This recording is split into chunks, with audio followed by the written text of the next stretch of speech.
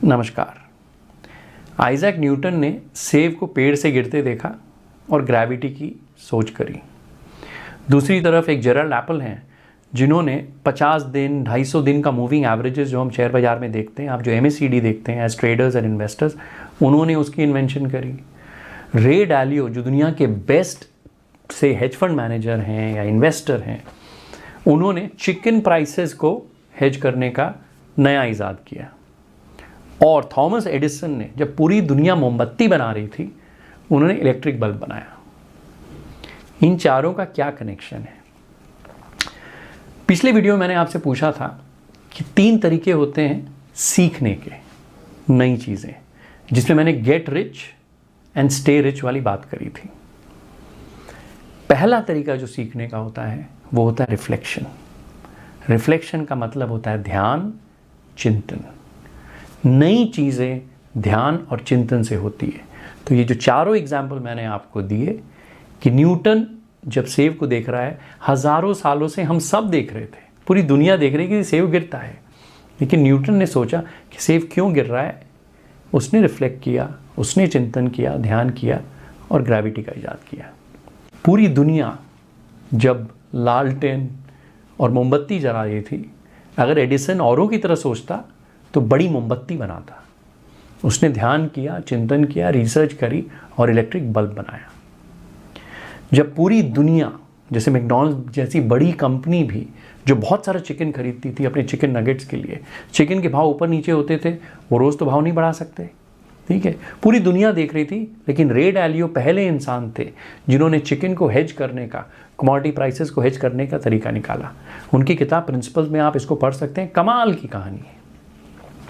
तो ये जो तरीका सीखने का होता है, ये कमाल का तरीका होता है और ये होता है ध्यान या चिंतन, पहला तरीका।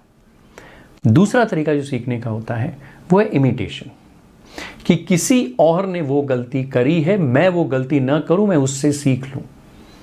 चाहे आप उनसे मिलें, आपके टीचर्स हैं, बेस्ट एक्सपीरियंस से सिखाने वाले लोग जो अपने एक्सपीरियंस से आपको सिखा सकते हैं, जिनकी आप नकल कर सकते हैं, जिनको आप इमिटेट कर सकते हैं, वो आपके पेरेंट्स।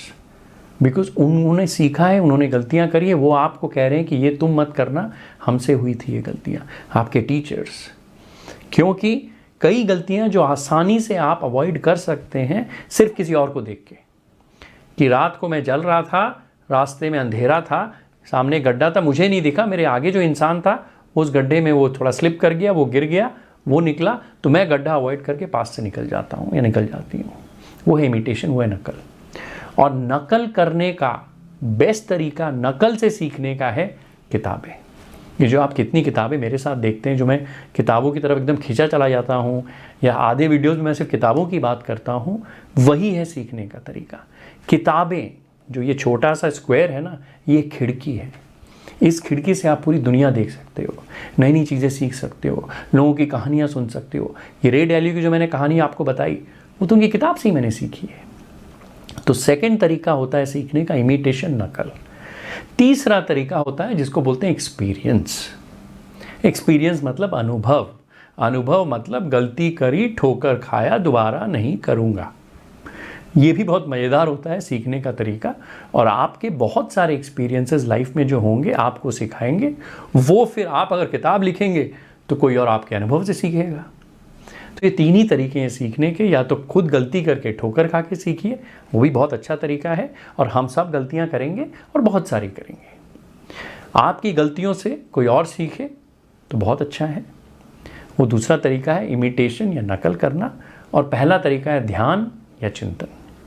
तो मैंने सवाल किया था पिछले बार, तो 2 लोगों का मुझे आंसर इतना बढ़िया लगा कमेंट में। एक है प्रतीक जी और एक है रतीश जी। मज़ा आ गया। फाइनली बहुत लोगों ने मुझसे पूछा, स्पेशली मेरे मित्रों ने, कि अजय ये तुम गेट रिच, स्टे रिच, ये सब क्या कर रहे हो? What is this about getting rich?